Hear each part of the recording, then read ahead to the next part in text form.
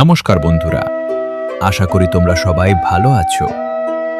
তোমাদের সবাইকে আমার চ্যানেলে জানাই আন্তরিক স্বাগত। আজ আমি তোমাদের জন্য নিয়ে এসেছি এক অসাধারণ রূপকথার গল্প, রূপকথার দেশে একদিন। এটি এমন একটি গল্প যেখানে আছে ভোরের স্নিগ্ধ প্রকৃতি, কলকল করে বয়ে চলা নদী, কোকিলের মিষ্টি ডাক, বাবুই পাখির সুন্দর বাসা, জাদুকরি বন, কথা বলা প্রাণী, এক স্নেহময়ী ঠাকুরমা এবং এমন এক পৃথিবী যেখানে নেই কোনো হিংসা, নেই কোনো লোভ, আছে শুধু ভালোবাসা, শান্তি আর প্রকৃতির অপরূপ সৌন্দর্য। তাই অনুরোধ করব, গল্পটি শুরু থেকে শেষ পর্যন্ত মন দিয়ে শুনবেন। আমি বিশ্বাস করি গল্পের শেষে আপনার মনে হবে যেন আপনিও একবার সেই রূপকথার দেশে ঘুরে এসেছেন। আর যদি গল্পটি আপনার ভালো লাগে তাহলে ভিডিওটি অবশ্যই একটি লাইক করবেন, কমেন্ট করে জানাবেন আপনার প্রিয় মুহূর্তটি, এবং এমন আরও সুন্দর গল্প শুনতে আমাদের চ্যানেলটি সাবস্ক্রাইব করে পাশে থাকা বেল আইকনটি চাপতে ভুলবেন না। তাহলে আর দেরি না করে চলুন শুরু করা যাক আজকের গল্প, রূপকথার দেশে একদিন। ভোরের প্রথম আলো তখন মাত্র পূর্ব আকাশে উঁকি দিয়েছে। শিশিরে ভেজা ঘাস, কুয়াশার নরম চাদর আর হালকা শীতল বাতাস যেন পুরো পৃথিবীটাকে নতুন করে সাজিয়ে তুলেছে। হঠাৎ ঘুম ভেঙে গেল আমার। জানলার বাইরে তাকিয়ে মনে হলো আজ যেন আমাকে কেউ অজানা কোনো পথে ডাকছে। আমি ব্যাগ কাঁধে নিয়ে বেরিয়ে পড়লাম। কোথায় যাচ্ছি জানি না, শুধু জানি আজ প্রকৃতির সবচেয়ে সুন্দর রূপটা নিজের চোখে দেখতে চাই। হাঁটতে হাঁটতে পৌঁছে গেলাম একটি ছোট্ট নদীর ধারে। নদীর স্বচ্ছ জল ধীরে ধীরে বয়ে চলেছে। ভোরের আলো জলে পড়ে যেন রূপোর মতো ঝলমল করছে। চারদিকে অসংখ্য পাখির কিচিরমিচির। মনে হচ্ছিল তারা সবাই আজ আনন্দের উৎসব করছে। নদীর ধারে দাঁড়িয়েছিল এক বিশাল বটগাছ। সেই গাছের ডালে বসেছিল দুটি কোকিল। তাদের ডাক শুনে মনে হচ্ছিল যেন তারা নিজেদের মধ্যেই গল্প করছে। দেখো না, আজকের সকালটা কত সুন্দর। হ্যাঁ, সত্যি, আমাদের ছোট্ট সংসার, এই ঠান্ডা বাতাস আর এই নীল আকাশ, এর চেয়ে বড় সুখ আর কি হতে পারে। তাদের কথা শুনে আমার মুখে অজান্তেই হাসি ফুটে উঠল। আরও একটু এগিয়ে দেখি সারি সারি তাল গাছ। প্রতিটি গাছে ঝুলছে বাবুই পাখিদের নিখুঁত বোনা বাসা। বাতাসে বাসাগুলো আলতো দুলছে আর বাবুই পাখিরা নিজেদের মধ্যে ব্যস্ত। কোথাও কোনো ঝগড়া নেই, নেই কোনো অভিযোগ। সবাই নিজের মতো করে সুখে জীবন কাটাচ্ছে। মনে হচ্ছিল আমি যেন সত্যিই কোনো রূপকথার দেশে চলে এসেছি। এদিকে সূর্য মামাও গাছের ফাঁক দিয়ে মুখ দেখাতে শুরু করেছেন। সোনালি আলো ছড়িয়ে পড়তেই পাখিরা খাবারের খোঁজে উড়ে গেল। নদীর ধারে একটু দূরে একটি ছোট্ট কুঁড়ে ঘর চোখে পড়ল। ঘরটির সামনে নানা রঙের ফুল ফুটে আছে। পাশে ছোট্ট একটি পেয়ারার বাগান।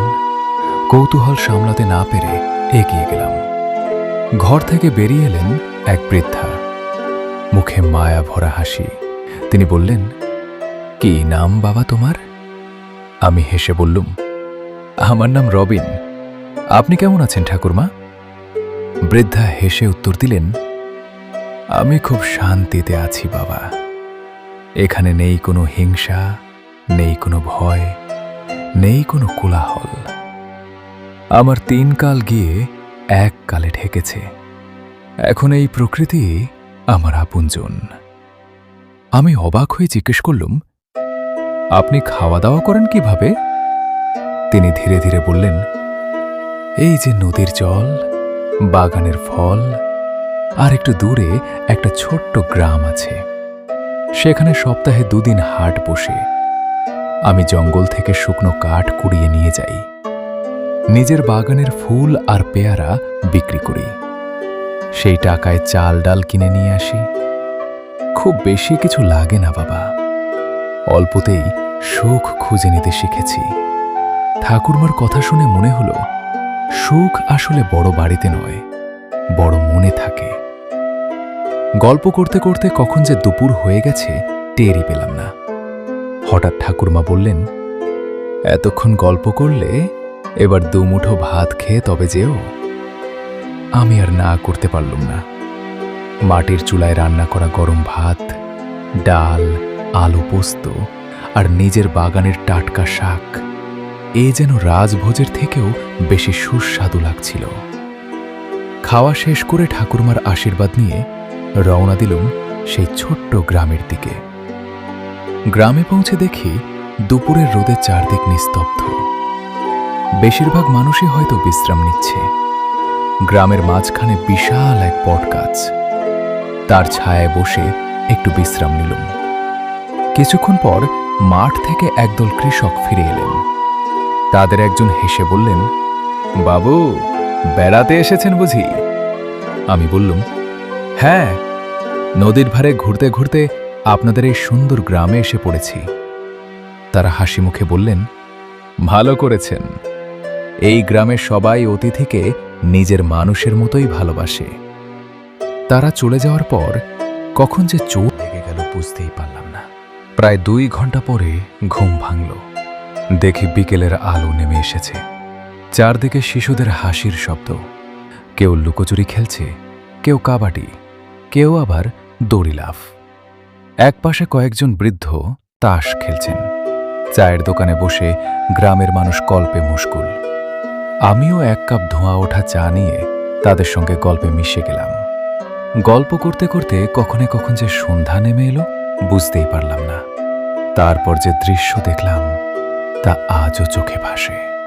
ঝাঁকে ঝাঁকে পাখিরা নিজেদের বাসায় ফিরছে। আকাশে উঠেছে গোল পূর্ণিমার চাঁদ। চাঁদের আলোয় নদীর জল যেন রূপোর ফিতা হয়ে বয়ে চলেছে। গ্রামের প্রতিটি বাড়িতে জ্বলে উঠেছে লণ্ঠনের আলো। কোথাও ছোট ছোট বাচ্চারা পড়াশোনা করছে, কোথাও দাদু ঠাকুমার মুখে রূপকথার গল্প শুনছে।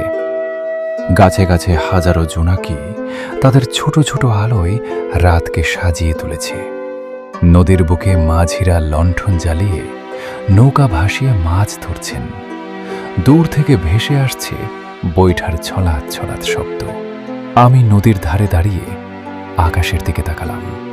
মনে হলো এই কোনো সাধারণ পৃথিবী নয়, এ যেন এমন এক রূপকথার দেশ যেখানে মানুষের মনে নেই হিংসা, নেই লোভ, নেই স্বার্থপরতা।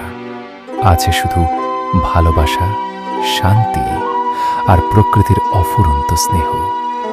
সেই রাতের চাঁদের আলোয় দাঁড়িয়ে আমি মনে মনে একটি কথাই বলেছিলাম, পৃথিবীর প্রতিটি গ্রাম যদি এমন হতো তবে এই পৃথিবীটাই একদিন সত্যিকারের রূপকথার দেশে পরিণত হতো।